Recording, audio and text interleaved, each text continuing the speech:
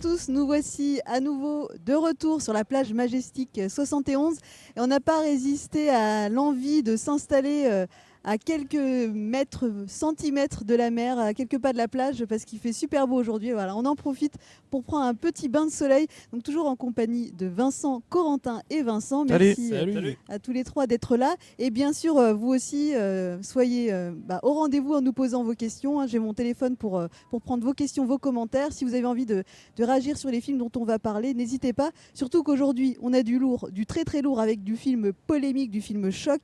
On aura notamment le vénère du jour, j'ai nommé Vincent Lindon. On aura un double comeback, notamment Lars von Trier qui était projeté hier soir et ce matin. Et évidemment, c'était un film extrêmement attendu. Et on va également peut-être parler un tout petit peu de Spike Lee que tu as rencontré, Corentin. Voilà, Spike Lee qui a une réputation particulière en interview, donc tu pourras nous dire comment tu as vécu ce moment. Restez avec nous. Mais on va commencer par le vénère du jour. Voilà, le vénère du jour directement. Voilà, carrément. C'est moi, je suis vénère parce que je suis au soleil et que j'ai chaud. Et non, c'est Vincent Lindon qui est très très vénère dans En Guerre qui va être présenté ce soir. Le nouveau film de Stéphane Brisé. Voilà, Vincent Lindon revient, est de retour avec le réalisateur Stéphane Brisé qui, voilà, c'est un peu son réalisateur fétiche. Et ils ont tourné plusieurs films ensemble et du coup là, donc c'est le vénère du jour parce que Lindon est vraiment extrêmement énervé dans ce film-là. Et contrairement à ses autres rôles où il est toujours très taiseux, en général, là, il est très énervé. Mais pourquoi il est énervé ? Il est très énervé parce que on veut fermer son usine et il n'est pas content. Et son usine fait extrêmement beaucoup de bénéfices. Et du coup, ça c'est pas possible. Ils font de la grève, ils vont aller jusqu'au bout pour sauver cette usine-là. Et Vincent Lindon est vraiment exceptionnel dans ce film. Il gueule, c'est Stéphane Brisé bien sûr dans son style toujours assez documentaire comme dans La Loi du marché. Et là c'est encore pire, encore plus loin, encore plus énervé, encore plus documentaire, encore plus poignant. Et je pense qu'il a de bonnes chances de rafler au moins un prix, un gros prix, peut-être même la Palme. Ouh. Est-ce que c'est la suite de La Loi du marché ? C'est un peu une suite encore plus vénère et encore plus encore plus ancrée dans l'actualité. D'accord. Parce que c'est vraiment le côté, c'est pas du truc quelque chose d'anticapitaliste à fond, etc. C'est juste la lutte d'un homme pour sauver des familles qui vont se retrouver complètement quasiment à la rue parce que une entreprise qui fait des bénéfices veut aller se délocaliser à l'étranger. Et du coup, c'est un peu une sorte de spin-off, on va dire, de La Loi du marché plutôt, parce que c'est à la fois différent, mais dans le style formel. C'est pareil. Et quand est-ce qu'il y aura une origin story sur La Loi du marché ? Origin story. Comme ça, on aura tout le package et un remake. Ça pourrait être ça, vu la tournure que Stéphane Brisé prend dans sa mise en scène. Je pense qu'il va continuer dans cette veine-là. C'est le Extended Universe de Vincent Lindon. Pourquoi pas. En tout cas, il a en tout cas toutes les armes pour continuer à nous faire vibrer comme ça, parce que c'est un acteur tellement puissant dans son rôle en tout cas, dès la première minute, on se dit c'est fini, on a le personnage. Vincent Lindon, il existe plus, c'est le personnage. Donc c'est assez impressionnant. On l'a rencontré hier en interview. Ouais. Et alors moi, j'étais à côté de Vincent. Enfin, on était les deux Vincent. Trois Vincent. Et le truc hallucinant, c'est que Lindon, en interview, c'est une espèce de diesel. Il démarre gentiment, il répond très posément aux premières questions. Et d'un coup, il pète un câble et il monologue pendant une demi-heure. Mais c'est extrêmement intéressant, mais c'est une espèce de switch là, c'est très très bizarre. C'est vrai que j'ai ressenti aussi cette espèce de switch, il est devenu d'un coup très passionné. Ouais, il est toujours intense, c'est incroyable. Ouais. Et il nous disait qu'il était plus proche, bizarrement. On pense que dans la vie c'est quelqu'un justement de taiseux et de calme. Et il nous a dit que sa personnalité justement était plus proche de celle de ce personnage-là, de Laurent Amadeo dans le film En Guerre. Donc c'est assez étonnant. Il nous a parlé de Jean Moulin et tout. Et oui. on est allé assez loin. Hein. on est remonté jusqu'à Jean Moulin quand même. C'est pas mal. Et la bonne nouvelle, c'est que on pense parfois que les films qu'on voit à Cannes, il va falloir attendre plusieurs mois pour les voir. Eh bien non, celui-là sort dès ce soir, donc en avant-première dans certaines salles et donc est projeté au Festival de Cannes en compétition. Et dès demain, donc il sera à l'affiche en même temps que toutes les autres sorties de la semaine. Donc voilà, si vous avez été convaincu par Vincent et Vincent, allez voir En Guerre de Stéphane Brisé demain au cinéma. On va enchaîner avec le premier comeback de cette émission et le comeback de Spike Lee.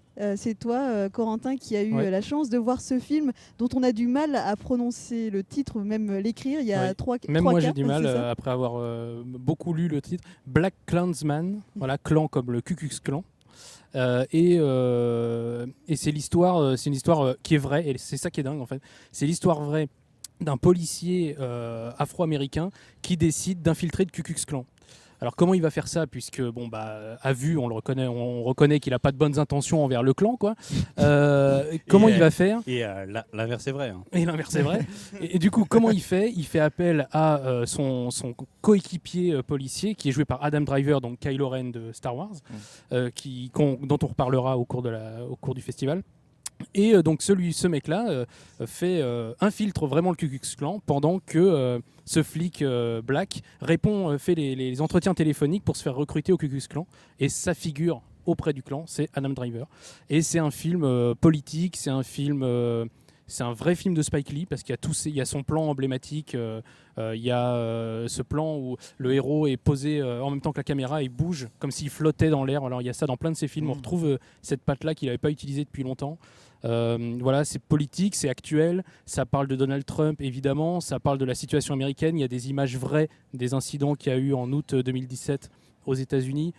Voilà, c'est un film très très actuel et qui pourrait bien finir pareil, je dis comme toi, il pourrait aussi finir Palme d'Or ce film. Il n'y a que des palmes d'or en compétition Oui. cette année. Alors, au sujet de ce film, je crois que les avis sont un peu partagés. Alors, beaucoup de personnes de l'équipe l'ont vu, ont été plutôt emballées. Mais après, sur les réseaux sociaux, il y en a qui disent qu'il n'y a pas de cinéma. Est-ce que tu es d'accord avec ça, Corentin ? Non, ceux qui disent qu'il n'y a pas de cinéma dans Black Klansman et que ça ne vaut pas une palme d'or, je leur réponds Black Lives Matter. Voilà, ce sera la seule chose que je dirais sur ce film. Voilà. Ah, on parlait de Vincent Lindon en interview. Toi aussi, tu as eu un peu des émotions ou une poussée d'adrénaline puisque tu as rencontré ce cher Spike Lee qui a la réputation, je crois, de faire des réponses en 3 secondes. Est-ce que tu as vécu ça également ? C'est complètement faux. Il fait des réponses de 6 secondes. Voilà. T'as chronométré, je crois. Voilà, c'est un moment où vous vous dites que vous avez bien fait de prévoir plein de questions. Parce qu'il répond tellement vite et c'est pas un désintérêt de sa part parce qu'il répond aux questions, vraiment. C'est juste qu'il faut être préparé à ça parce que sinon c'est assez désarçonnant. Voilà. Donc il reste intéressant, mais c'est très dur de se dire qu'on l'a intéressé puisqu'il fait des réponses très courtes, mais en fait il prend pas mal les questions. C'est juste qu'il a pas trop envie de répondre, mais il fait le taf. Il faut peut-être expliquer qu'en règle générale, une ou deux questions suffisent en interview. En fait, il suffit de lancer un metteur en scène ou un acteur et il vous fait un quasi-monologue. Et là, c'est l'inverse. Là, non. Là, il faut venir avec un panier de questions. Et puis voilà. Mais il reste très intéressant. C'est juste qu'il ne se donne pas à fond. Voilà. Mais ça n'empêche pas qu'il croit, en tout cas, je l'ai entendu dire qu'il croyait avoir un prix cette année. Il croise les doigts vraiment très fort. Il y croit vraiment. Donc est-ce qu'il aura l'ultime prix ou un prix en dessous ? On ne sait pas. Mais il y croit vraiment. Il a prononcé le mot Palme d'Or. Donc voilà. Est-ce qu'on connaît la date de sortie du film ? Déjà, j'espère que c'est pas une question piège que je te pose. C'est un peu une question piège. Je veux pas dire de bêtises. Donc allez sur Allociné, elle est renseignée sur la fiche du film. Bon, en tout cas, c'est pas comme En Guerre qui sort dans la foulée, mais un petit peu de patience pour voir. Il sortira pas tout de suite en tout cas. Pour voir ce film. Et donc pour ceux qui nous rejoignent, donc nous sommes en direct du Festival de Cannes et surtout n'hésitez pas à nous poser vos questions. Voilà, si vous avez envie de participer à la conversation avec nous, de commenter ces films. Et j'espère que vous allez avoir envie de commenter ce prochain film puisque je vous avais annoncé 2 comebacks. Et le deuxième comeback, c'est celui d'une personne qui était persona non grata carrément, Lars von Trier, donc qui fait son grand retour cette année hors compétition. Avec The House That Jack Built. Tu l'as extrêmement bien prononcé, c'est imprononçable. The House That Jack Built, enfin bref. Oui, c'est un comeback.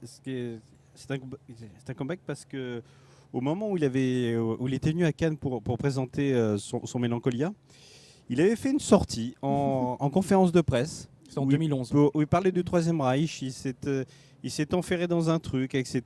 Et ça fait tout un ça fait toute une histoire évidemment, et c'est tout à fait logique. Et ça lui a valu d'être mis à l'index. Et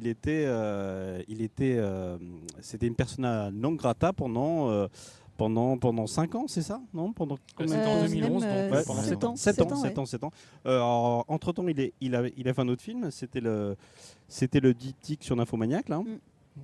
Et là, il revient à Cannes, mais il revient un petit peu par la petite porte, puisqu'il n'est pas en compétition officielle, il est hors compétition, en sélection officielle, hors compétition. J'ai l'impression de quelqu'un qui a monté à cheval longtemps, qui a été un champion, et à qui on dit bon là tu montes sur un poney d'abord, et puis peut-être un jour tu pourras monter à cheval. Exactement.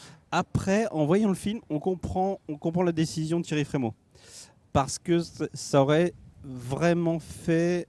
Je veux dire un scandale, je pense. Un scandale parce que à un moment où on nous parle de l'égalité homme-femme, les 82 femmes qui ont monté en simultané les marches, le discours extrêmement émouvant de Cate Blanchett, etc.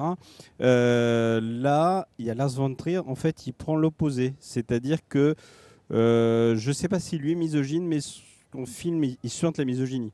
Ça, c'est une évidence. De quoi ça parle en 2 mots? Ça parle d'un tueur en série. Un tueur en série qui, suspense, tue. Et il tue beaucoup. Il tue beaucoup, il tue très salement. Il tue des femmes principalement, évidemment. Et il va même jusqu'à tuer des enfants. Donc c'est pas... Voilà. Donc c'est un film assez dégoûtant. C'est dur à voir ou pas? Il y a une ou deux scènes assez rudes. Ouais. Alors il y a Chuck Carré qui nous dit il paraît que des spectateurs ont quitté la salle pendant la diffusion du nouveau film de Lars von Trier. Est-ce vrai? Oui. En fait, selon la police, il y en avait 52, mais selon non. Selon la CGT, c'est selon la séance, parce qu'il y avait une première séance hier soir à laquelle on n'était pas. Nous on était celle de ce matin. Oui, exactement. Il y a eu quelques claquements, non? À la première séance, c'est-à-dire hier soir, il y a eu une centaine de départs sur 2500 fauteuils, je crois. Donc, c'est pas négligeable. Ouais. Après, je comprends pas trop pourquoi. Mais bon, ça fait partie du folklore cannois de quitter la salle en colère. Il n'y a pas eu beaucoup de huées. Je pensais à ça, on parle de porte qui claque, tout ça. J'ai pas entendu beaucoup de huées cette année sur les films. D'habitude, c'est le grand jeu à Cannes. Il n'y a pas eu trop ça. Ce snobisme est en train de redescendre un petit peu, c'est pas plus mal. Ce matin, il y en avait un petit peu. Et moi, ma voisine de rangée, une journaliste de Télérama, je l'entendais qui fulminait pendant le film. Et était là, putain. Et voilà. Et, en fait, c'est un film qui vous secoue. Alors qu'on aime ou qu'on n'aime pas, voilà, vous allez pas. C'est pas le film. Alors il y a le feel good movie. Là, c'est anti feel good movie. Mais voilà, il y a un côté fascinant parce qu'on autour des tueurs en série. C'est vrai qu'on se demande comment on peut tuer, tout simplement, et comment. Encore plus, on peut devenir un tueur en série. Donc finalement, Lars von Trier essaye de faire le portrait d'un homme détestable, mais on a une curiosité pour ça. Mais c'est vrai que voilà, il y a des images chocs, des discours chocs. Effectivement, là, on est dans l'anti-féminisme. Hein. Il y a des, vous ne pouvez pas vous imaginer, vous n'avez pas encore vu le film, vous là non plus. Oh là là. Enfin bref, vous verrez. Et on n'a pas encore de date de sortie pour répondre à ta prochaine question. Elle n'est pas fixée encore. Elle n'est pas fixée, mais alors normalement, ça sera cet automne. Voilà, si je crois. En tout cas, c'est pas idem, ce sera pas dans la foulée.